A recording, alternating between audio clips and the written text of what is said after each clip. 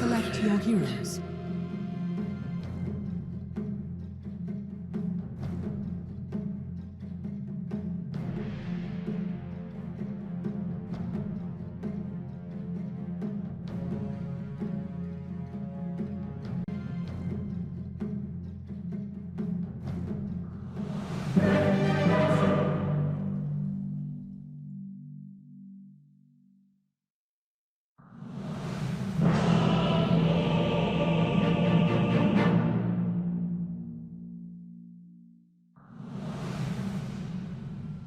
You know, I love that very positive angle that Shiva can take on this. Who's going to take the lead here, Kyle? Who's the one that gets to put the right foot forward and actually step off the mark? Alliance, the panel seems to like their draft. Of course, in here, we were actually leaning a little Aster way.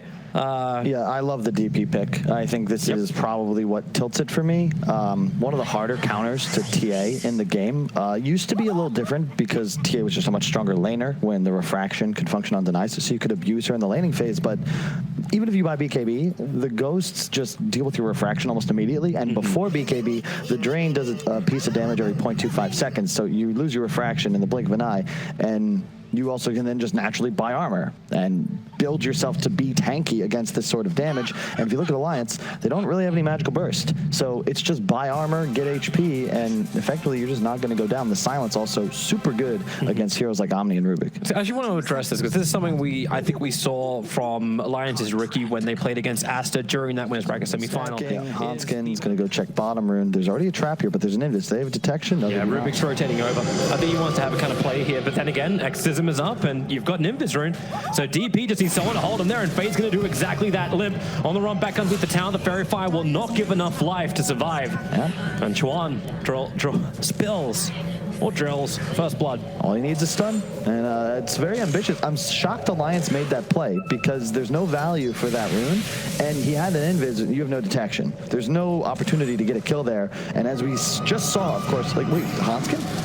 What?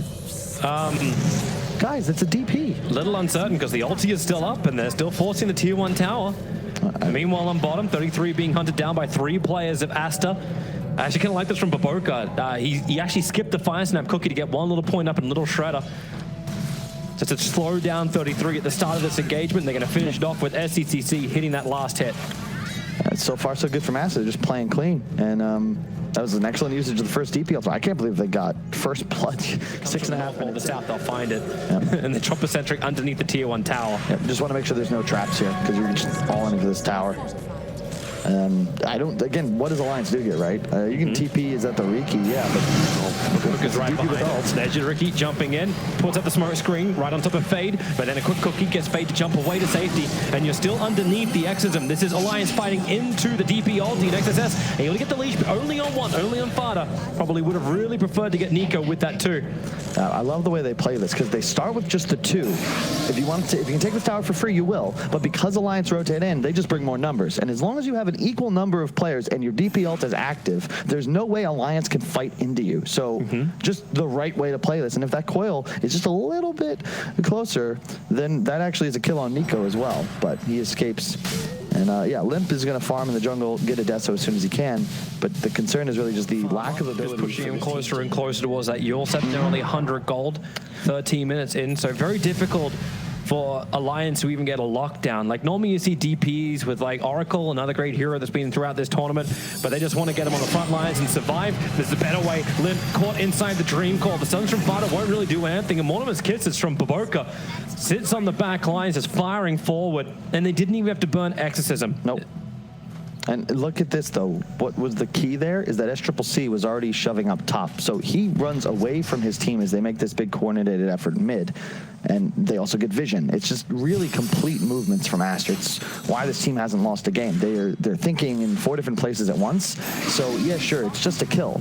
But it isn't. They just got a ward. They killed a ward. Their carry got 1,000 gold worth of space. And they killed the enemy hard carry. It's just wins all across the map. They will lose their bottom tier 1, but no one even in really that half of the map, so they have no issues giving that away. the Ricky's going to have defusal. The Vlads will be up on the Omni Knight. Then they're ready to fight, right? This is what they will show you what they've got, and then you can decide if it's good or not. I mean, look, there's no bias here. I'm just calling the game like I see it. And I'm telling you right now, Aster's in a really damn good position. This is a smoke up, looking for the puck as well. A quick little silence, and XSS gets completely nuked down. Baboka straight after it. Limp has a double kill, and they want to go straight into Roshan. Both these heroes have buyback, and they at least get the buyback out of Baboka. Now, this is what Alliance is looking to do. To your point, they get these core items up online. You want to find kills around the Roche pit and go for this objective. However, Aster, they're smoked up. They're right next to Nico, baby. It's nighttime. All right, into a tricks of the trade. A quick little jump away. The courier was coming in too. They've got the dust, and Cookie stuns. Nico will fall. He did complete the defusal blade. That's what flew in on the courier. So it's a good pickup for Aster to take. Yeah, I love, and again, it's a move into S-Triple-C, right? He's showing top, just shoving away, because since his team is missing, he represents that maybe they're behind me. But the moment this kill occurs, more inexperienced player perhaps goes another wave, potentially gets picked off. He just TPs mid, now recognizing the bottom half of the map for them. They've got the blink on the TA with the Deso, but do you really want to go for this DP? You don't have many disables, and he has a Yules.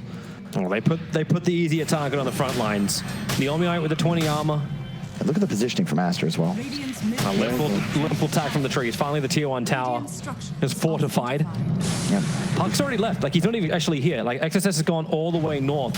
Yep. So you have to TP in after the fight begins, and this may be the time. Fade lands the stun, looking for the meme hammer. Stun back himself at 33. Needs some more time. He just can't survive. Baboka, I thought this stuff was meant to be nerfed, but it's still so strong. Omni is down, and Rubik Hanskin caught well away from the rest of his cores.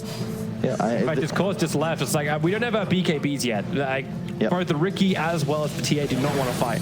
Yeah, and this is where I kind of want to echo that Seb quote about, I know it's only 4K gold, but that is not advantage in Dota. Advantage in Dota is around timing and the overall strength of your squad. If you can't, at this point, I don't see how Alliance ever team fights Aster, even with just a 4K gold lead. They're rather limited. It's effectively just the TA that can clear waves efficiently, whereas all three of Aster's cores can just snap them down in 2 seconds or less. Yeah, unless Hanskin can steal something nice, like then you can get a clear a wave, but that's all. Smoke up now from Aster. We got a Shiva's coming out onto the Death Prophet with the Arcane Ring. Or sorry, Arcane Rune. And yeah, just go hit towers, right? Yep. Age is gonna fade, but they still feel strong enough. They scan out the high ground positioning, and look at how they move, right? Keep cores in front, side lane, and support is playing the back. They want to try and fight. They found their target. A quick jump away, but my God, SCCC just gets evaporated. Now they can focus on towards Chuan. They have to bring him down and get rid of this exorcism, and they can do it pretty fast. He's stuck inside the trees. Defensive Yule Scepter. They have to trigger the GA. Finally getting that immunity from the damaged meme hammer. Dropping on Templar Assassin. No way for Limp to keep the attack going. He's backing up. Silence and on the run without the BKB timing. They don't feel it's great, but Nico Baby can keep on going. Another strike available, and they're finally going to bring down the raid boss. 4 heroes from Aster have gone down. You said they couldn't team fight the Alliance. They've been waiting for this right opportunity, actually almost layering their ability beautifully. That whole fight is Hanskin. He steals the DP ultimate. This whole fight's amazing, but back live, Alliance have pushed down the mid lane. They've taken tier 2, they've taken tier 3, and they're taking the melee racks. You've even had now another dream call out. Fade dropping the meme hammer. Ricky is low, but they've got the extra heals, and now Fade just explodes. NCC is back here to fight. He'll E-Blade pop down farther, so some rebuttal. Omni Knight, you're set it up as well. Everyone else is TPing away, so 33 will take it for the team, but you just push down mid so far. He's sitting on the hillside, ready to break the smoke. Fada has it broken on him as he sees nearby. They put the Observe Ward up, so they see one, but now the puck will also reveal himself. Hanskin jumping himself forward. Actually ends up only feeling the AWP, but they've killed off the puck in the back lines. Nico Baby under the cover of BKB going ham. Fade, he jumps down with a blink strike to find that kill. More blink, BKB, it's got another 3 seconds left.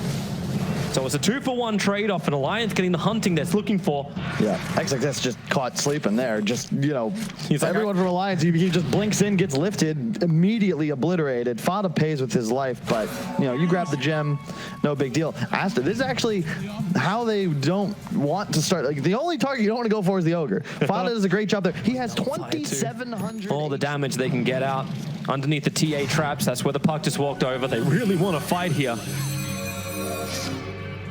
But Aster not getting caught. In fact, they're just grouping up. Positioning is somewhat odd, though. Alliance are above them. The support's isolated at the moment. moment.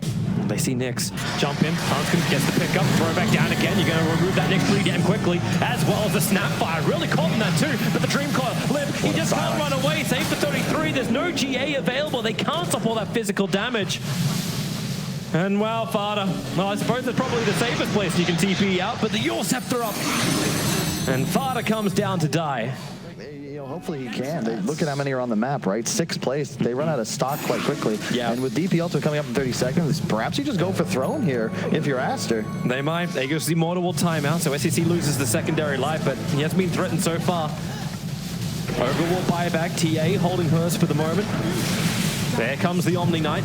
And a jump forward from Hanskin, able to get a quick pick up over on the Morphling. But Ricky wants his own target, the Death Prophet. Very hard to attack. E-Play causing some problems, even snapping on the Dream Coils. Death Prophet's hanging around. 1 second, exits and back off cooldown, but the silence, he walked into the storm. But BKB, Lotus Orb protected, still not burning that ultimate. Morphling waveforms out. Hanskin staying quickly with them. He wants a pick up. He's waiting for this BKB to wear off. Now it will on Death Prophet, but they just nuke out the Rubik.